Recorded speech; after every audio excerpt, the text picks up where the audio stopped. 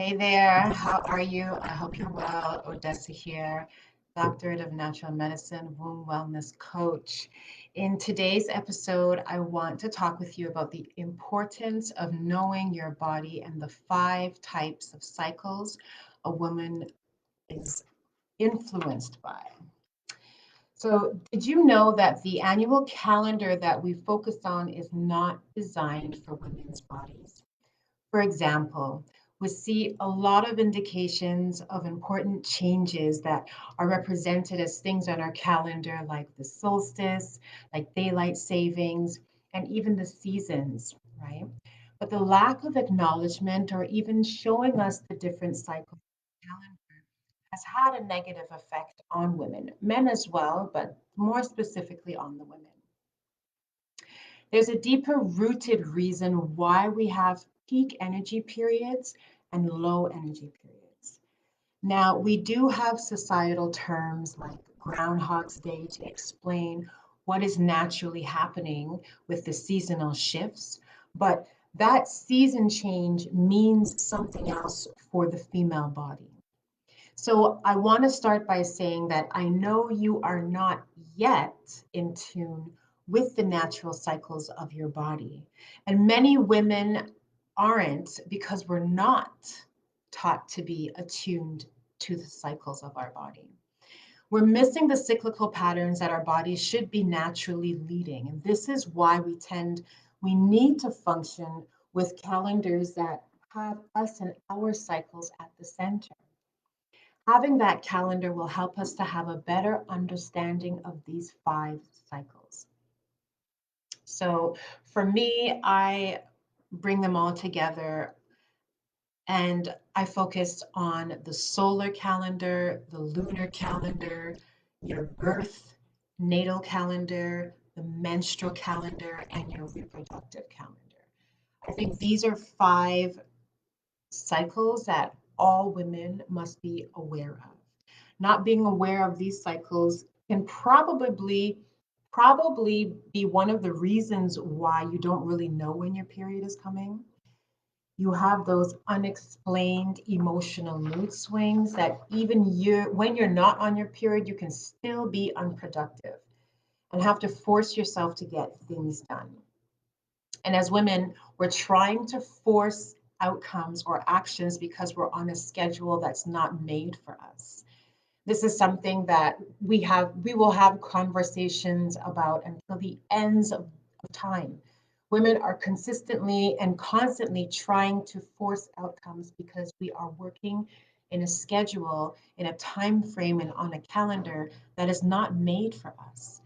And so this is demonizing, right? It's demonizing to us. And it also demonizes the calendars themselves, right? Because it forces us away from who we are. And so there is a demonizing of the astrological calendars because it is taboo or considered woo woo because it's not considered science based. But I do have a lot of questions about things that are science based and the amount of times that, science and spirituality and traditional healing, you know what I mean, and medical allopathic medicine work together, come together, and function as one. And where, science does recognize that the basis of many of their theories can be expounded upon within the traditional mystery systems. So I just have some questions about how the demonization of traditional work that has been around before science seems to really be at the forefront. But what I want you to do is to observe and embrace the natural cycles that are around you, because this will help you to figure out how to move. It'll help you to understand what decisions to make and what you're feeling. And it will validate your experience and help you to plan accordingly. But I also need to stress that being aware of these cycles means that you are aware of what's moving around you in your body, in your physical body, the prompts, and then how it's responding to what's happening on the outside. It doesn't mean that you have to consult these calendars on a regular, daily, every moment type of thing. That's not what it means. It means that you become aware of how the external understanding is functioning on a multidimensional, multi-layered, multifaceted way. Okay, so let's talk about these 5 cycles. The first cycle I want to mention is your birth cycle, right? Or your natal cycle. And so this has to do with your birth date. And so taking the time to recognize that exact date and time of your birth, and the season that you're born in, I think, first of all, it's just honoring you. This is the day that you entered in here. There's no one like you. There is nobody like you. There will be no one like you. Your fingerprint, your handprint, your footprint, your toe print, you know what I mean? The patterns of your hair, there's no one like you, you know? And so recognizing and just honoring that, because there are people who don't think that they should celebrate or make a big deal about their arrival and their existence on this earth. You matter.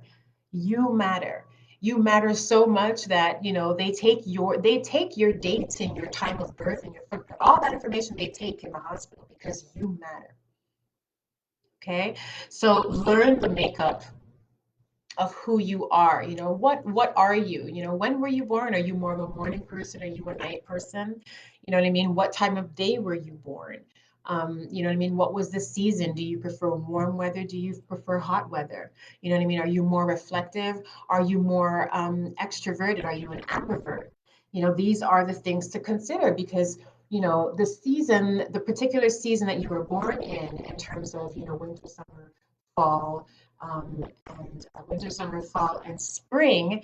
And then the season within that season, you know what I mean? Like if we break it down, you know, we talk about the quarters, and then in every quarter there's a month, and so that month is a season in and of itself. So when like there's so much to consider and to think about, you know what I mean? So next, I want to talk about the solar cycle, and this is looking exactly at those seasons: winter, summer, spring, and fall. And the celebration of seasons are all around us. It's on the calendar, represented as holidays such as Rosh Hashanah in the fall. You have Cinco de Mayo in the spring. You have All Saints Day or Halloween in the autumn and the fall. You have Groundhog's Day in the winter.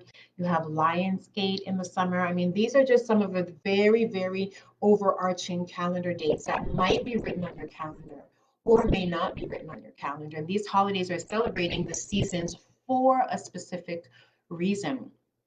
People who came up with these were in tune with these natural cycles and they respected them. You know, like this is where we live. You want someone who's entering into your home to understand, recognize, and respect your customs.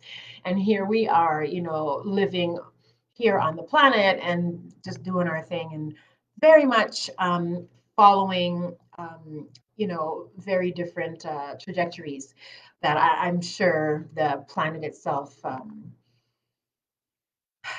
holds as principles, you know. So this is our body's time during the shifts to interact with the elements, right? And so I say this because each season has a dominant element that is featured. Example, right now here in North America, it's fall. It's November. We're starting to shift into December. Woke up this morning and there's snow on the ground. Um, and so winter is usually corresponding to the element of water, depending on which system you're actually using. But you know, so when we look at winter, we look at everything that is involved with that. It's yin, it's quiet, it's cold. You know, who's born during these times? What are their qualities? You know what I mean? How do you relate to these qualities within yourself? You know, whether you were born during that time or not. I know I'm a winter baby and I love me some quiet time. Just give me quiet time all the time, people. But that's just me, right?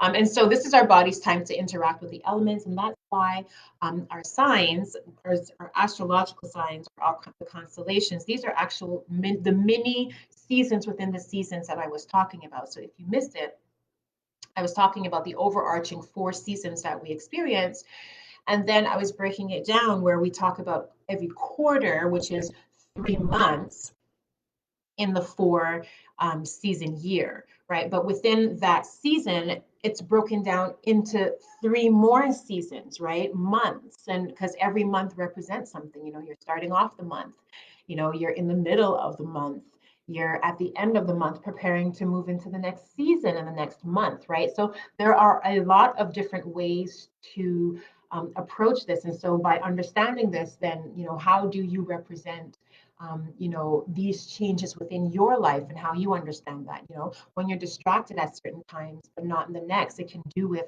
how you're interacting with these elements. And that can also and will also show up in how your constitution comes into play. And so if you are mineral deficient in particular areas, this will correspond itself to particular habits and patterns that you're picking up, different ways of thinking, different ways of seeing life, different ways that your body is functioning. And so it's all really one beautiful symphony that comes together and flows into one.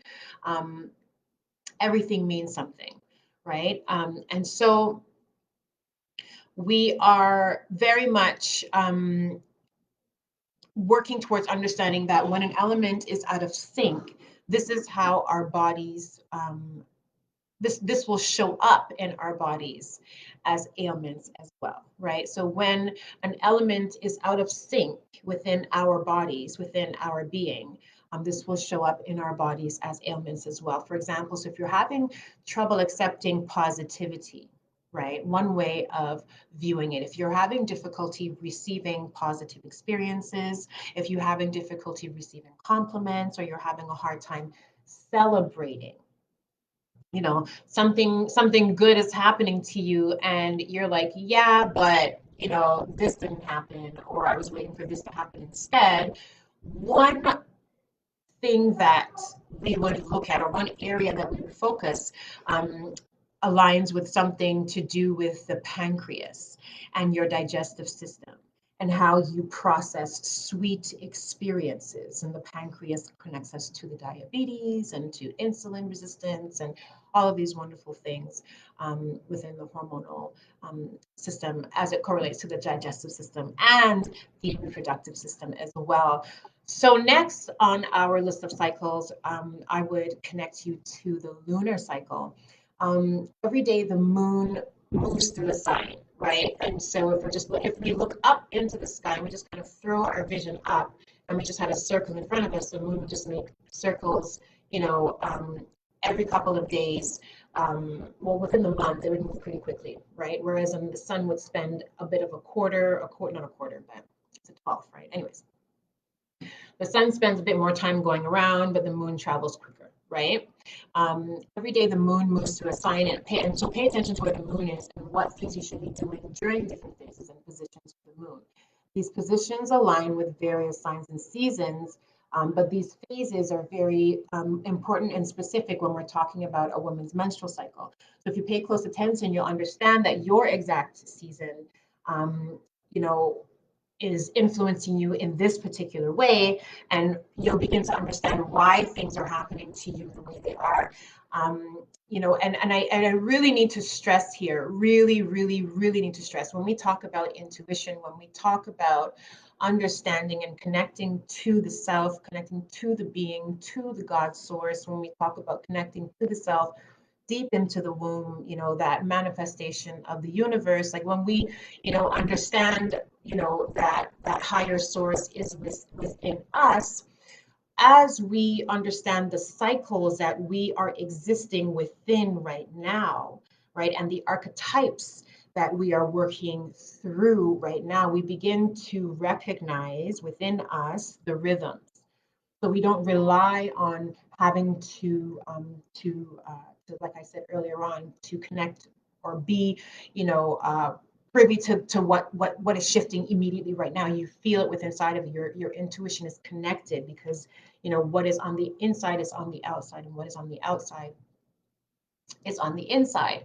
And so next, we're four cycles in. I want to talk about the reproductive cycle. And from the perspective of traditional Chinese medicine, women and men have different cycles, whereas the man's reproductive cycle will last every 8 years. So we go from 0 to 8 to 16, 24, and we continue on. And this is where we have the puberty that begins, it develops, it matures, it peaks, it matures and ages. It's the same thing for women, but women are on a 7-year cycle.